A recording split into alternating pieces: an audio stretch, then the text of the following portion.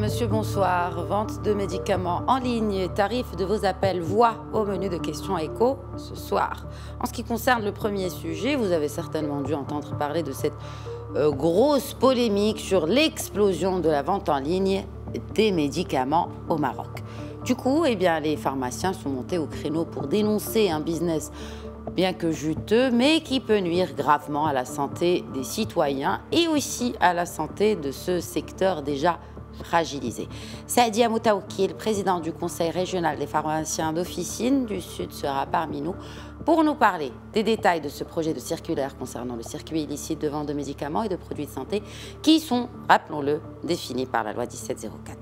Ensuite, en compagnie de l'expert en IT et Télécom, Khalid Ziani, nous discuterons des tenants et aboutissants de la décision de l'ANRT, l'Agence nationale de réglementation des télécoms, de baisser les tarifs d'interconnexion ou ce qu'on appelle les appels voix. Alors cela suffira-t-il à redynamiser ce segment délaissé au profit de la data? Aussi, l'explosion de noms de domaine .ma, un effet Covid ou une réelle prise de conscience pour la digitalisation des entreprises? Réponse en seconde partie de votre émission. Bienvenue à toutes et à tous.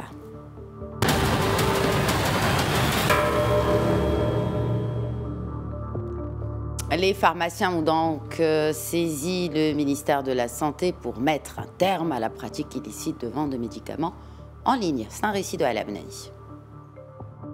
La prolifération de la vente de médicaments en ligne suscite de plus en plus l'ire des pharmaciens. Ces derniers ont appelé les ministères publics et celui de la Santé à faire front contre ce phénomène. Rapidement, le ministère de tutelle a enclenché un processus pour traquer cette pratique.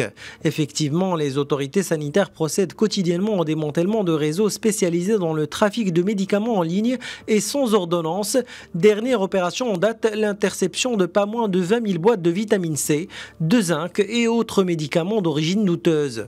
La vente de médicaments en ligne vient empirer la situation déjà délétère des pharmaciens très impactés par la crise sanitaire. Selon le Conseil national de l'ordre des pharmaciens, sur les 12 000 pharmacies d'officine existantes au Maroc, quelques 3 500 d'entre elles pourraient mettre la clé sous la porte. Les professionnels du métier évoquent notamment une baisse de 70% de leur chiffre d'affaires à cause du confinement.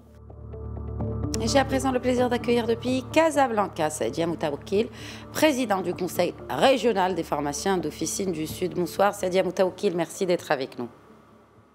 Bonsoir, merci à vous pour l'invitation. Alors, est-ce que la merci colère... pour l'intérêt que vous portez au sujet.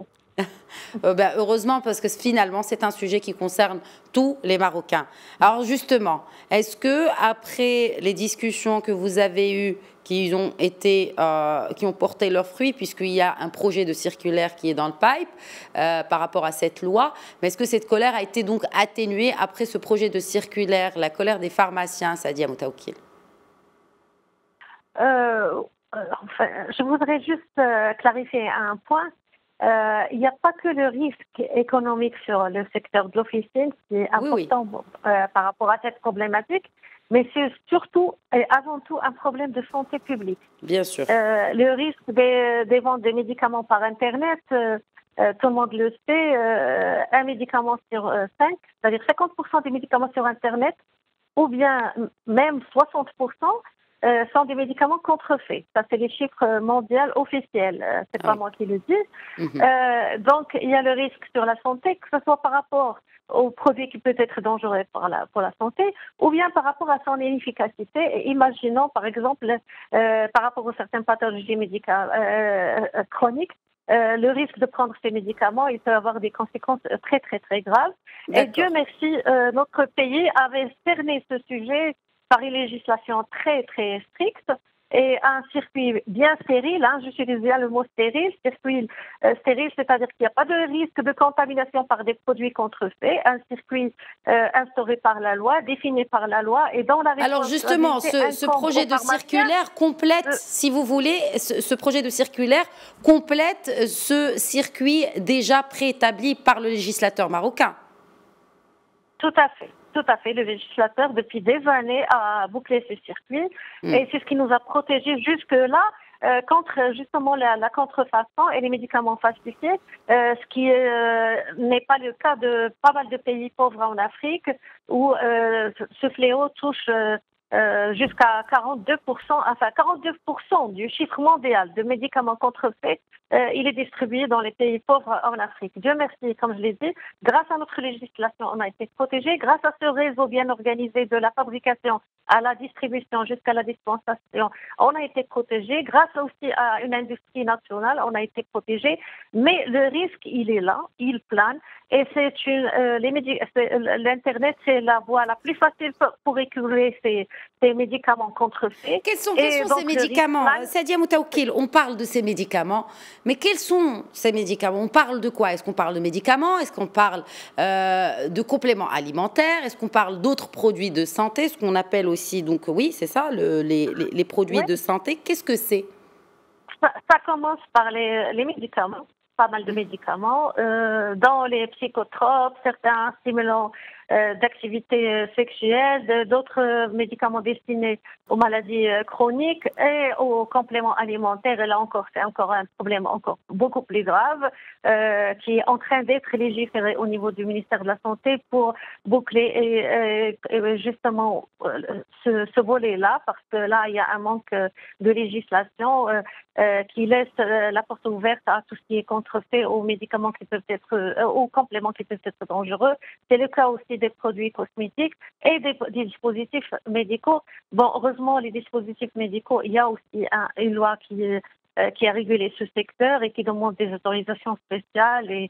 Et donc, il reste les compléments alimentaires et les produits cosmétiques, produits d'hygiène corporelle à réglementer aussi. Et ça, c'est en cours au niveau du ministère de la Santé. Est-ce que vous ne pensez pas qu'il faudrait revoir tout le dispositif, je reviens bien sûr à la loi, par rapport à la vente de médicaments? Parce qu'in fine, même en se présentant à une officine, on a accès à des médicaments qu'avant, la loi interdisait d'avoir sans prescription. Or, il est d'usage d'aller à la pharmacie et d'acheter ne serait-ce qu'un antibiotique, une boîte d'antibiotiques sans en connaître les conséquences et les effets secondaires. Donc, finalement, sur Internet ou même en officine, ça peut poser un risque. Je vais vous répondre. Donc, j'ai fait allusion à la Convention Médicrime. J'ai bien dit que la Convention Médicrime, donc c'est la seule réglementation internationale qui a pour objectif de traquer tout ce qui est circuit illégal de médicaments, justement pour éviter la contamination par les médicaments contrefaits. Et j'ai extrait dit, c'est le seul circuit stérile, c'est-à-dire le circuit de la fabrication à la distribution, à la dispensation. Je dis bien stérile en faisant allusion à la zone stérile au niveau d'un aéroport. Donc, c'est pour éviter la contamination par les produits contrefaits. Et la Convention Médicrime, qu'est-ce qu'elle dit? Tout médicament qui sort du circuit légal est un médicament considéré comme d'office falsifié. On s'en fout de son authenticité. Parce qu'à partir du moment où il n'y a pas le circuit légal et les autorisations qui sont requises par l'administration de tutelle, à savoir que ce soit par rapport à l'import ou bien par rapport à la direction des médicaments qui donne des autorisations de mise sur le marché. Donc, quand ce n'est pas fait dans les règles, c'est un médicament dont on ne peut pas garantir la qualité, dont on ne peut pas garantir dans quelles conditions il a été fabriqué, dans quelles conditions il a été stocké, dans quelles conditions il a été distribué. Et ce n'est pas pour rien que les législateurs ont imposé la responsabilité d'un pharmacien au niveau de la fabrication, d'un pharmacien au niveau de la grossisterie et d'un pharmacien au niveau de la dispensation. Alors maintenant, de ce qui se fait au niveau de l'officine. Au niveau de l'officine, il faut distinguer entre les médicaments conseils, qui est régi par la loi, et les médicaments qui nécessitent une prescription. Vous avez cité par exemple le cas d'un antibiotique, les effets secondaires et tout ce qui va avec un médicament, c'est la spécialité du pharmacien. Je parle du côté de la légitimité scientifique. Bon, non, oui, mais la légitimité légale, la légitimité tout court, parce qu'aujourd'hui, on peut se pointer à une pharmacie sans prescription, sans ordonnance d'un médecin, et acheter une boîte d'antibiotiques. Je vous réponds. Normalement, la loi, elle doit être respectée. Normalement. D'accord? La situation économique et sociale au niveau du Maroc et l'absence de couverture médicale généralisée, elle est ce qu'elle est. Le pouvoir d'achat, il est ce qu'il est. C'est ce qui a encouragé, entre guillemets, certaines pratiques, notamment ce que vous venez de citer. Maintenant, avec la généralisation de la couverture médicale, le problème ne doit plus se poser.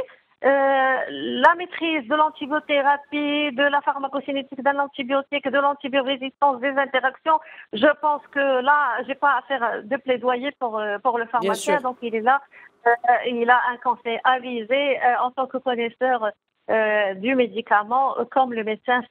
Et à titre d'exemple, dans certains services aux États-Unis, dans certains États, on établit la nature du germe grâce aux analyses.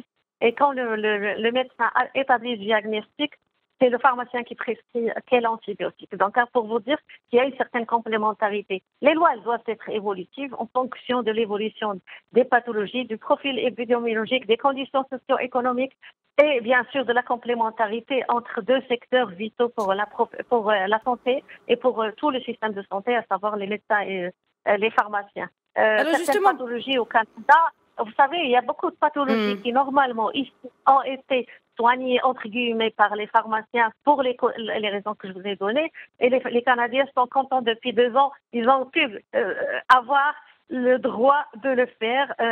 Il y a une loi qui... Parce qu'il s'agit, in fine, d'élargir le champ d'action des pharmaciens. C'est ce qu'a demandé le président du Conseil. Et justement, dans le cadre de doléances par rapport à l'état critique que vit aujourd'hui la profession en officine, la détresse carrément du président de la Fédération en ayant déclaré que le tiers des pharmacies serait menacé de faillite. Est-ce que justement cet élargissement des prérogatives finalement du pharmacien pourrait apporter un plus à cette situation déjà critique? Certainement. Il pourrait apporter un plus sur le plan économique pour la viabilité de l'officine, qui est un secteur à préserver, justement pour préserver cet espace de santé qui permet l'accès aux soins à travers l'établissement pharmaceutique, c'est qui est un droit, le droit à la santé, un droit consacré par la Constitution. Et d'un autre côté aussi pour pouvoir aider dans la politique de santé, réussir la politique de santé, réformer la politique de santé. Avec le projet lancé par Sa Majesté, à savoir la protection sociale, on ne peut pas réussir un tel chantier sans tous les acteurs, sans l'intervention et l'implication de tous les acteurs qui interviennent dans le système de santé. Notamment, on ne peut pas, parce qu'il y a un problème justement pour la protection sociale. La question qui va se poser, c'est la question du financement, la question de la mise en place de cette protection sociale et aussi de la gouvernance et aussi permettre la viabilité économique. Comment permettre la viabilité économique? C'est aussi en favorisant la politique de prévention et non pas la politique de guérison. Parce que siyasa al-ilajia ou siyasa al-wiqaiya. Sans la politique de protection, on ne peut pas assurer un système viable. On ne peut pas aider l'économie de santé. On ne peut pas aider les caisses à survivre et à pérenniser leur trésorerie pour pouvoir permettre la viabilité de système. Je parle bien de la couverture sanitaire. Et là, donner des prérogatives aux pharmaciens, élargir les prérogatives, les missions des pharmaciens, à l'instar de ce qui se passe par exemple dans un pays voisin, à savoir la France, grâce à la loi Hôpital Santé Territoire ou bien la loi Bachelot, qui a élargi ses missions pour la prévention. Quand on a donné aux pharmaciens la possibilité de faire le dépistage des maladies chroniques, notamment le diabète, l'HTA, etc., et maintenant aussi, on encourage les pharmaciens à dépister les risques d'infarctus du myocarde, d'autres missions, c'est la vaccination. Tout ça, certains appellent aussi à la vaccination, absolument. Juste rapidement pour terminer, Saadia Moutaoukil, rapidement, en quelques mots, où en est le chantier de l'AMO pour les pharmaciens? Alors, pour les pharmaciens, il y a des discussions avec les responsables.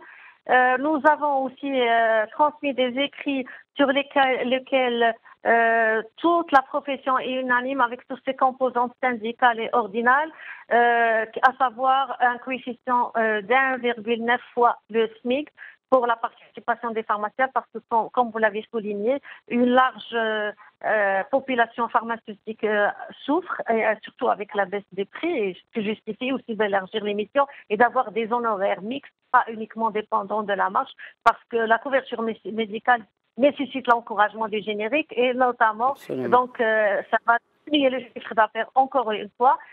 Donc il ne faut plus qu'on soit dépendant que du chiffre d'affaires, il faut des honoraires et il faut aussi une cotisation que le pharmacien pourra payer et pourra honorer, parce que ça ne sert à rien de lui imposer un coefficient élevé et qu'il ne pourra pas honorer. Très bien. Et va Merci. Après, peut-être poursuivre les pharmaciens parce qu'ils n'ont pas en règle. Voilà. Merci beaucoup, Sadia Moutaouki, président du Conseil régional des pharmaciens d'Officine du Sud, d'avoir répondu à nos questions. Merci. Ouais. Voilà, passons à présent à la deuxième partie de Questions Éco.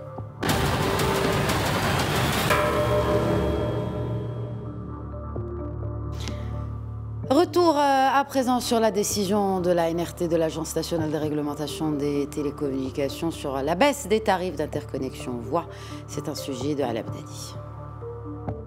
Les 3 opérateurs de télécommunications marocains vont connaître de nouvelles modalités de décroissance à horizon 2022. Cela concernera leurs tarifs d'interconnexion dans les réseaux fixes de nouvelle génération et mobiles. Régie par la NRT, Agence nationale de réglementation des télécommunications, cet encadrement implique une baisse des tarifs d'interconnexion mobile de 35% pour Maroc Télécom, contre 25% pour Orange et 22% pour Inouï. Vers fin 2022, une baisse cumulée moyenne de 65% devrait être enregistrée chez les 3 opérateurs télécoms. Pour sa part, le tarif de terminaison SMS passera de 0,03 à 0,01 dirham hors taxe par SMS. Cette révision des tarifs vient ainsi actualiser celle de juin 2018. Elle est due d'après l'ANRT au fait que les niveaux des tarifs d'interconnexion appliqués au Maroc seraient supérieurs à la moyenne en vigueur dans les pays européens, soit plus de 42% en ce qui concerne les réseaux mobiles. Et j'accueille avec plaisir depuis Paris Khalid Ziani, expert IT et télécom. Bonsoir à vous Khalid Ziani, merci encore une fois d'être avec nous. Bonsoir, c'est un plaisir toujours de participer à vos émissions. Tout le plaisir est pour nous et justement, on voudrait en savoir plus avec vous. Donc, est-ce que vous pensez sérieusement que la baisse plutôt de ces tarifs pourrait dynamiser les usages voix au détriment de la data? Oui, elle peut redynamiser parce qu'il y avait une anomalie, c'est que ces tarifs d'interconnexion qui veulent dire en fait le prix payé par chaque opérateur aux autres opérateurs pour acheminer les appels sur son réseau, les terminaisons d'appels, ces tarifs étaient anormalement trop élevés au Maroc. Donc la comparaison avec l'Europe, effectivement, a montré que au Maroc, on était à plus 42% de plus par rapport à la moyenne européenne. Et ces tarifs-là, comme ce sont des coûts pour les opérateurs, ils sont immédiatement et ipso facto répercutés sur les tarifs de vente des différentes offres de voix, et ce qui représentait en fait des offres beaucoup trop élevées pour les Marocains. Et les Marocains ont naturellement évolué vers des solutions alternatives qui n'utilisaient plus la voix, mais qui utilisaient plutôt l'IP, c'est-à-dire la data, pour les appels voix avec les solutions alternatives bien connues comme WhatsApp, Viber, etc. Et donc, ce changement de comportement est directement dû à cette tarification d'interconnexion qui était beaucoup trop élevée. Je pense que la baisse de ces tarifs d'interconnexion va permettre aux offres des opérateurs d'être plus compétitives et donc de devenir d'égaler, voire même la partie data utilisée par les solutions alternatives. Donc ce qui permettrait d'avoir des solutions de meilleure qualité en voix, mais beaucoup plus compétitives. Et donc, les utilisateurs, naturellement, vont utiliser plus leur téléphone voix pour appeler que les outils alternatifs data comme WhatsApp pour appeler. Puisque vous parlez de compétitive ou de compétition, où en est la dynamique concurrentielle par segment, justement, au Maroc, selon vous, Khalid Ziani ? Quel est votre diagnostic? Alors, il y a en fait le constat qui a été fait par l'ANRT, c'est que la baisse du chiffre d'affaires voix se confirme depuis 4-5 ans et il fallait réagir. Et donc, la compétition ne suffit pas, n'a pas suffi, la concurrence n'a pas suffi à faire baisser ces tarifs. Donc, l'ANRT a préféré mettre l'accent sur les coûts, la partie coûts, c'est-à-dire les coûts d'interconnexion et les terminaisons d'appel. Maintenant, la concurrence au niveau du secteur des télécoms, c'est une concurrence qui est très réglementée, qui est régulée. Et donc, même les baisses de tarifs ne peuvent être que accompagnées par des réglementations de l'ANRT. Vous avez vu là que l'ANRT a fixé le seuil de baisse de 65% des coûts d'interconnexion, en espérant effectivement que cette baisse des coûts d'interconnexion de 65% sera répercutée sur le consommateur final, sur les offres tarifaires des opérateurs vis-à-vis de leurs clients et des usagers des télécoms au Maroc. C'est ce qui va se passer parce que ce mouvement a toujours été observé, mais il y a un manque de concurrence du fait du non-élargissement à d'autres opérateurs, notamment dans la partie data. Et là, on a un vrai problème au Maroc, c'est que nous n'avons pas réussi à faire entrer d'autres opérateurs, notamment des opérateurs d'infrastructures, qui nous permettraient de faire baisser le coût des infrastructures et qui nous permettrait aux 3 opérateurs de mutualiser leurs coûts d'infrastructure. Ça, c'est quelque chose sur lequel nous devons agir, notamment au niveau de la loi télécom, qui est insuffisante et qui ne prévoit pas des licences pour opérateurs d'infrastructure. Très bien. On va peut-être terminer avec vous par cette dynamique autour de ces noms de domaine.ma. Selon vous, parce que si on compare cela, et c'est une augmentation à 2 chiffres pour 2020, et de l'autre côté, par exemple, si on prend les PME, TPE marocaines, à peine 20% disposent d'un site web. Est-ce que vous pensez que finalement ces chiffres de 20% miroitent réellement l'état actuel du marché et de la digitalisation de l'offre justement des entreprises aujourd'hui au Maroc, avec ce domaine.ma bien sûr? Je pense que c'est réel, c'est une augmentation réelle, même si la pandémie a accéléré ce phénomène, mais il va continuer à s'accélérer.